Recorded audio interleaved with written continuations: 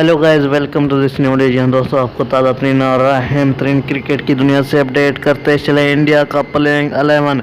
जी हाँ दोस्तों, कौन कौन से खिलाड़ी शामिल होंगे प्लेइंग 11 में, आपको इस वीडियो में जान पाएंगे। उससे पहले अगर अभी तक मेरा चैनल सब्सक्राइब नहीं किया तो करनी मेरे चैनल को ज़रूर सब्सक्राइब करें और साथ ही दिए गए बेल के आइकन को ऑल की नोटिफिकेशन पर इनेबल कर दें ताकि तमाम तर वीडियोज़ वक्त पर मिलती रहें।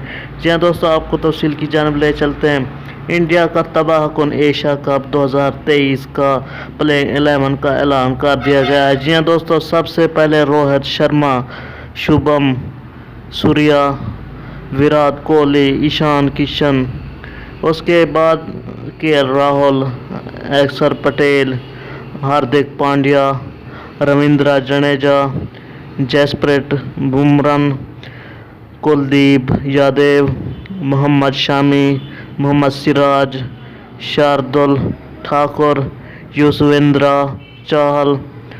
इसके अलावा 3 ऐसे खिलाड़ी हैं जो बैकअप के तौर पर रखे गए हैं, रुतुल जानू, संजू।